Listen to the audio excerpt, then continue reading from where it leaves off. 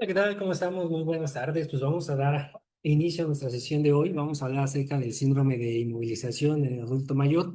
Recuerden que esto es parte de, de- del módulo 8 del diplomado de geriatría y va a ser continuidad de los temas del día viernes y toda esta semana va a ser esa continuidad hasta que acabemos el módulo 8 y ahí nos pasamos al módulo 9. ¿Ok? Entonces vamos a ver acerca de la perspectiva geriátrica integral, las implicaciones fisiopatológicas y sobre todo el abordaje interdisciplinario.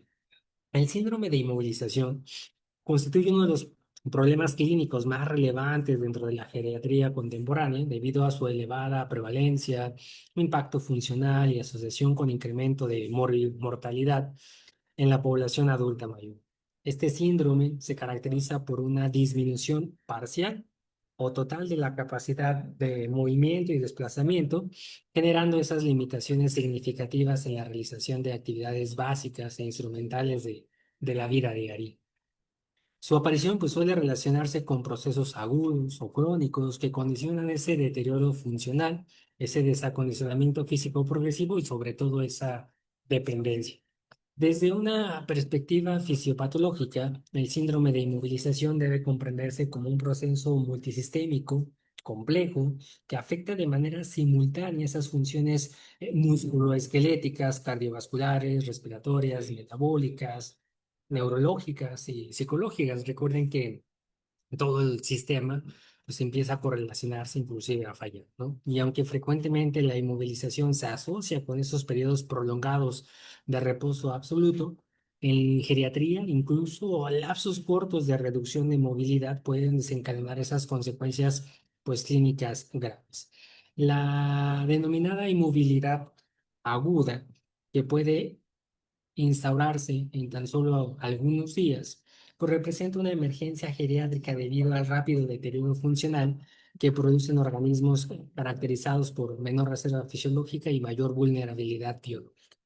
Y bueno, uno de los sistemas más afectados en el músculo esquelético, pues la disminución de la actividad física va a favorecer esa pérdida acelerada de la masa muscular, de la fuerza, ese fenómeno que está estrechamente relacionado con sarcopenia y fragilidad que ya lo habíamos tocado al inicio de este diplomado.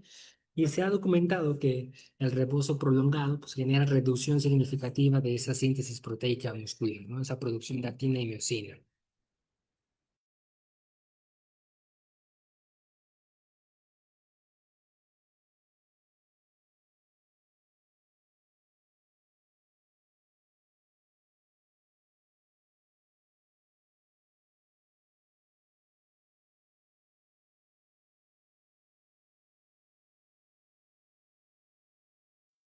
Es decir, disculpen. Y bueno, se ha documentado, ¿no? Entonces, esa disminución, ¿no? Lo que comentábamos en la producción de moléculas, ¿no? De actina, de miocina, que esto, cuando está en aumento en comparación a su degradación, pues va a dar igual a ese aumento de la masa muscular, ¿no? Y que también va a haber alteraciones en esas unidades motoras y en esa disminución de la capacidad funcional, comprometiendo primero, pues la marcha, posteriormente el equilibrio y sobre todo la autonomía del adulto mayor.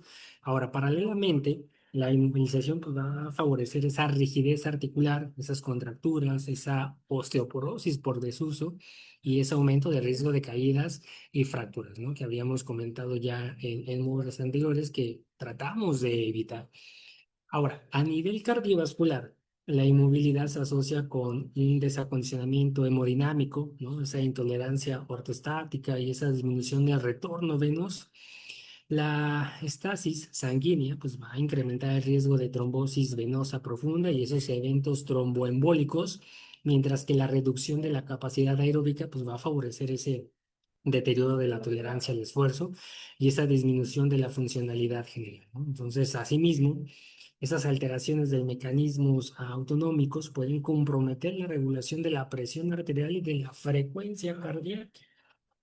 Ojo, eso solamente del sistema cardiovascular. Si habláramos del sistema respiratorio, la restricción de movilidad limita la expansión torácica y disminuye la ventilación alveolar efectiva. Eso favoreciendo retención de secreciones atelesclasias y infecciones, inclusive hasta respiratorias, ¿no? Entonces, el adulto mayor inmovilizado presenta además menor capacidad higiénica y deterioro de mecanismos de defensa pulmonar. Que esto va a aumentar significativamente el riesgo de neumonía, pues asociada a ese reposo prolongado, ¿no? Algo en donde siempre hacemos énfasis por la IFCN, es la parte metabólica, y aquí el síndrome de inmovilización genera alteraciones importantes en el balance energético y la sensibilidad a la insulina. La disminución de actividad muscular va a favorecer esa resistencia insuloresistente y esas alteraciones glucémicas y mayores de riesgo de desnutrición o de sarcopenia obesogénica, ¿no? Entonces, la coexistencia de anorexia, ¿no? Del envejecimiento, la inflamación crónica de bajo grado, ese catabolismo muscular, pues acelera ese deterioro funcional y limita los procesos de recuperación, ¿no? Lo que habíamos hablado ya en módulos anteriores, el tratar de satisfacer las necesidades calóricas primero, ese gasto energético que necesita, posteriormente esa distribución, ¿no? En cuanto a la proteína, a los lípidos, a los carbohidratos y sobre todo también a la presentación, ¿no?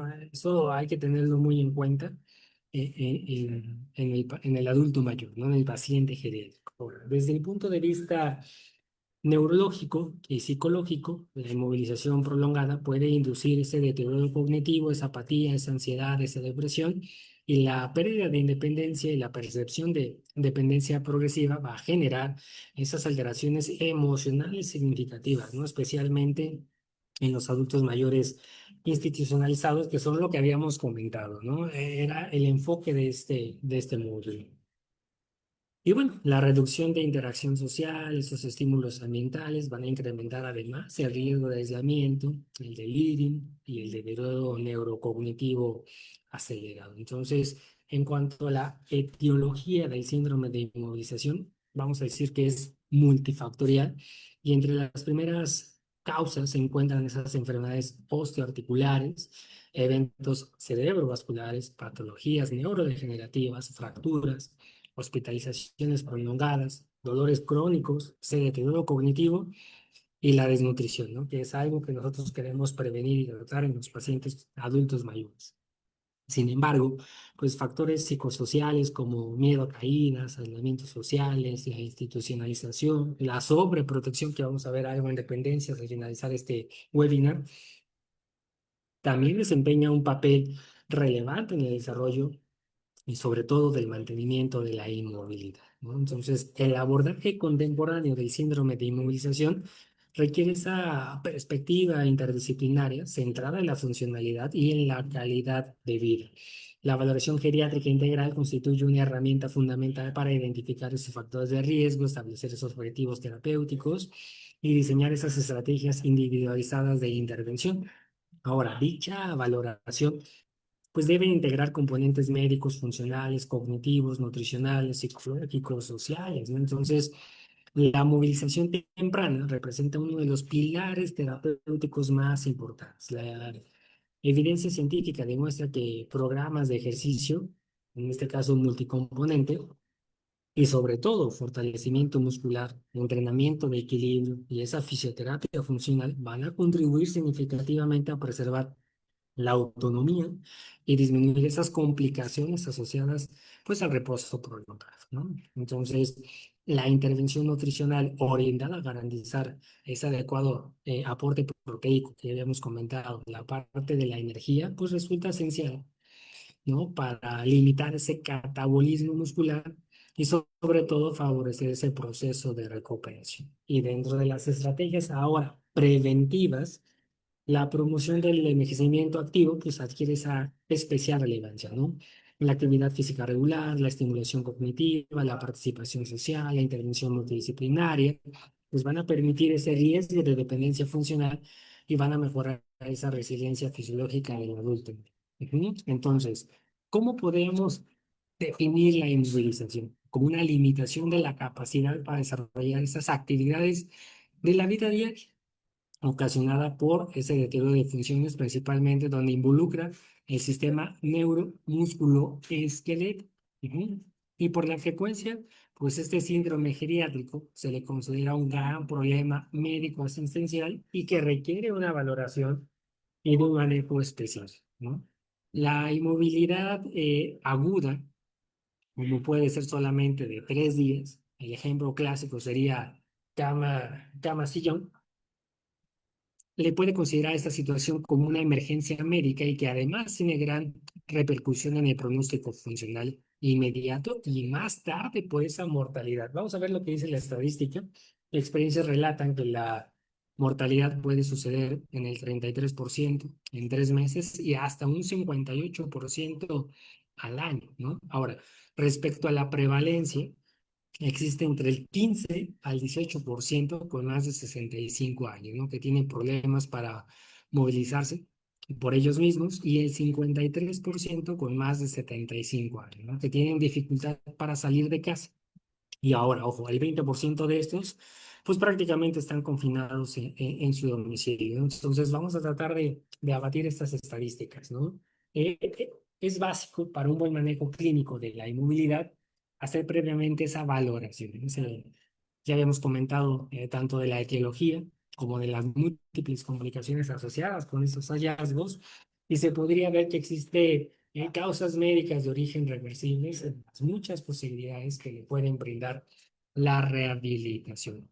Ahora, ojo, y esto es algo interesante, ¿no? Además de la rehabilitación, la terapia ocupacional pues, juega un papel muy importante para lograr esa autosuficiencia en la realización de las actividades de la vida diaria y a la vez mejorar la condición para integrar al paciente en su medio social, ¿no? Entonces, vamos a ver cómo podemos hacer esa terapia ocupacional. Cualquier mejoría que se proporciona a la inmovilización, aún severas, pueden disminuir la incidencia y gravedad de estas complicaciones. Por lo tanto, le darán un poco más de bienestar y facilitan el manejo de quienes lo cuidan, ¿no? Aquellos que tienen ese acceso asistencial. Ahora, no debe olvidarse que siempre estará en la búsqueda de alternativas para que el adulto mayor permanezca en el seno de la familia y la comunidad, algo que ya habíamos hablado, ¿no? Justo la semana pasada. La jubilación, el tratar de que ya no tiene una funcionalidad, ¿no? Habíamos dicho, los adolescentes ir a la universidad, los adultos trabajar y el adulto mayor, ¿cuál es su función en este ciclo? No, bueno, hay que darles esa función. Y bueno, obviamente esas condiciones que seguramente le van a proporcionar una ayuda extra a esa movilización. Habíamos comentado, ¿no? Inclusive, pues nuestras calles ya no son seguras para los adultos mayores, esas banquetas, esos hoyos, ¿no? Que pueden generar facturas, ya no pueden estar tranquilos circulando, ¿no? O inclusive esas partes de incapacidad, y lo comentábamos la clase pasada, ¿no? El elevador no sirve y tiene que subir por las escaleras. Bueno, ahora hay que tener presente que los pacientes con inmovilidad es necesario disponer de una estructura asistencial de manera escalonada, ¿ok? La elección del nivel asistencial para su manejo está relacionado con las condiciones impuestas por la enfermedad principal. Entonces ahí viene el diagnóstico, ¿no? Y de las posibilidades rehabilitadoras reales y de las condiciones mentales y sociales del paciente. Las unidades de rehabilitación, junto con el hospital de día, serán los mejores medios en donde recibirá un tratamiento específico. En este caso, fisioterapia, como ya habíamos comentado, la terapia ocupacional. Y simultáneamente la oportunidad para vencer la pérdida, en este caso de la confianza y adquirir seguridad, ¿no? Y una mayor autonomía. Creo que eso es algo que también debemos de trabajar con estos adultos mayores. Y aquí no hablamos solamente de la nutrición como un pilar, hablamos de la fisioterapia, ¿no? Entonces hay que integrar a este equipo multidisciplinario a nuestros compañeros del ámbito de la fisioterapia porque tienen una gran oportunidad en este caso, ¿no? Ahora, las causas más frecuentes de inmovilidad pues, son los padecimientos del sistema musculoesquelético y las más representativas, ¿no? De la enfermedad articular degenerativa, que se caracteriza por ese dolor, por esa rigidez, ¿no?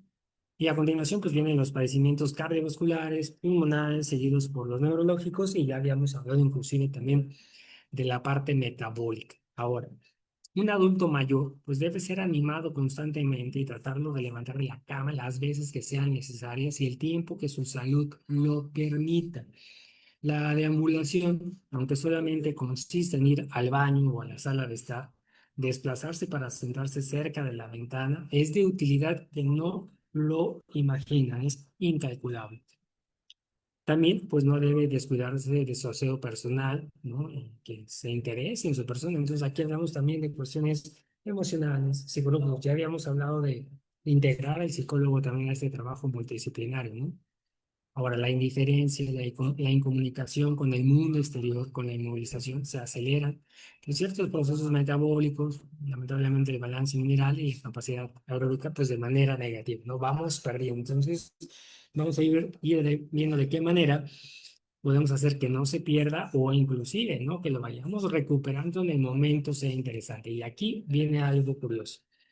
En los adultos mayores que han hecho de su cama y sus alrededores su hábitat, me refiero a su habitación, ¿no? Ese 4x4, ese 4x3 que normalmente suele ser, curiosamente, se ha visto que es donde se han ocurrido el mayor número de accidentes, como son las caídas con fracturas, y no en el cuarto de baño como era de suponerse, ¿no? Que inclusive debemos de adaptarlo de acuerdo a las necesidades, ¿no? Esos barandales en las paredes. Viene aquí también algo que nosotros le llamamos transdisciplinario, ¿no?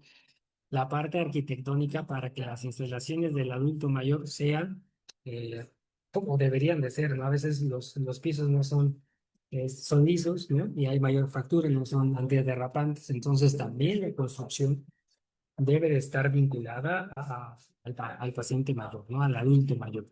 Ahora, las caídas predominaron en las mujeres y fueron las mañanas y de preferencia los pacientes que tienen algún fondo psicoorgánico. Entonces, la cama no solamente sirve para descansar, dormir, para convalecer de enfermedades médicas o quirúrgicas y sí, ¿por qué no? También para hacer el amor, ¿no? Pero no es para estar pues todo el tiempo en la cama y menos los pacientitos adultos mayores. Entonces, hay que ver de qué manera pues siempre están activos, ¿no? Ahora, esto en el síndrome de inmovilización, pero también queríamos tocar la parte de dependencias. Y aquí viene algo interesante, la sobreprotección provoca dependencias. Por ejemplo, la prohibición de la deambulación por temor a las caídas puede tener grandes consecuencias. Se ha observado en pacientes que regresan de haber terminado un programa de rehabilitación en servicios de medicina física en donde su alta fue precisamente por lograr deambular solos y sin apoyos. Y ahora, al llegar al hogar, a los asilos, entorpecen estos logros por volverse a darles ayuda, como es, te voy a proporcionar el brazo para acompañarte, ¿no? O a indicarles el reposo en la cama o en el reposet. No, si ya lograron, hay que mantenerlo, ¿no? No digo que los estamos dejando solos, pero no significa que nosotros limitemos ahora esas ganancias y por ende también pues el hablar con los familiares más cercanos, ¿no? O inclusive aunque tengan cuidado, ¿no? Pero las indicaciones los dan los familiares, ¿no? Entonces hay que hablar con ellos, integrarlos y ver que si se ganó algo, hay que preservar esa ganancia. Ujú. Entonces, ¿cómo me gustaría concluir estos dos temas de síndrome de inmovilización y la dependencia? Y lo voy a decir como lo dijo el profesor. Es evidente que los internados en cualquier tipo y modalidad de servicios geriátricos son los seres más incapacitados, lamentablemente, de la comunidad, a nuestros pacientitos geriátricos. Pero, además, cuando regresan a sus casas, pues no están en condiciones de desarrollar una existencia independiente. Hay que dejarlos también a soltarlos, así como cuando a veces tenemos temores, ¿no? En los pacientitos pediátricos porque son muy chiquitos, bueno, esos mismos temores a veces también pasan con los geriátricos y no hay que hacerlo. Estos pacientes en el fondo, pues simulaban más padecimientos y estaban haciendo conscientemente una dependencia. Sí, tienes una enfermedad, pero eso no te limita a que te puedas vestir, a que te puedas bañar, a que puedes caminar, a que te involucres en la actividad del día a día de la familia, ¿no? Del seno de la familia. Por eso, como comentábamos al inicio del diplomado, hay que delegarle esas funciones al adulto mayor, a nuestro pacientito geriátrico. Ujú. Entonces, bueno, ¿qué tema seguiría del diplomado? Deshidratación. Vamos a ver qué pasa con la deshidratación en el adulto mayor, un tema un poquito más con ese enfoque nutricional, pero ojo, el día de mañana vamos a tener un evento especial para nuestros compañeros, así como estamos hablando de los equipos multidisciplinarios y que en esta ocasión el trabajo de fisioterapia pues es indispensable y que se integra al equipo. Bueno, el día de mañana es el Día Mundial de la Enfermería, entonces vamos a dar una serie de conferencias para ellos, así que los vamos a publicar ahí en la liga y también esperando a que ellos se sumen ¿no? A este movimiento. Entonces, vamos a dejarlo el tema de deshidratación hasta el jueves, porque recuerden que el día miércoles también tenemos nuestra capacitación de fútbol americano. En este caso va a estar Clayton Turner, quien es el coordinador ofensivo de la NFL Academy con el tema de Skill Position. Así que vamos a dar un pequeño break de estos 2 días al diplomado de geriatría. Mañana vamos a festejar el Día Mundial de Enfermería, el miércoles nuestra capacitación de fútbol americano y el jueves regresamos con el tema de deshidratación dentro del módulo 8 del diplomado de geriatría. ¿Ok? No sé si tengamos alguna duda, alguna pregunta, algún comentario, si gustan escribirlo, si quieren abrir el chat, alguna experiencia que han tenido con sus pacientitos geriátricos, coméntenlo, ¿no? Y aquellos que nos están viendo en el en vivo, recuerden que se pueden, bueno, pueden ser por parte de la IFSM, afíliense, mándenos un mensajito, porque nuestra comunidad ya va creciendo. Ya somos 103 y el día de hoy Quintana Roo, que es un estado de la República Mexicana, se sumó también como afiliados. Itzel, ¿cuántos minutos de actividad física recomienda el día para adulto mayor? Muy buena pregunta, Itzel. La podemos responder, pero de hecho, el cierre del diplomado es con un módulo específico de nutrición y con un módulo específico de actividad física. Aquí, Itzel, vamos a tener que ver diferentes variables. Una cosa es la actividad física, que podríamos decir, por ejemplo, número de pasos, ¿no? De acuerdo al nivel que se tenga.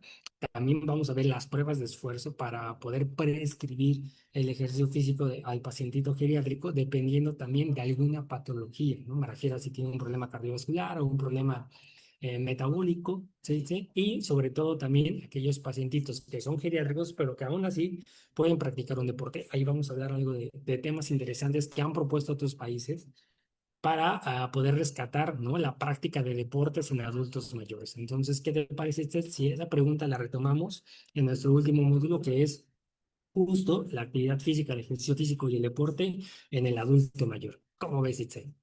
¿Sí? Perfecto. Entonces, no se me va a olvidar. Ahí se va a desarrollar por default porque va a ser una sesión específicamente para eso.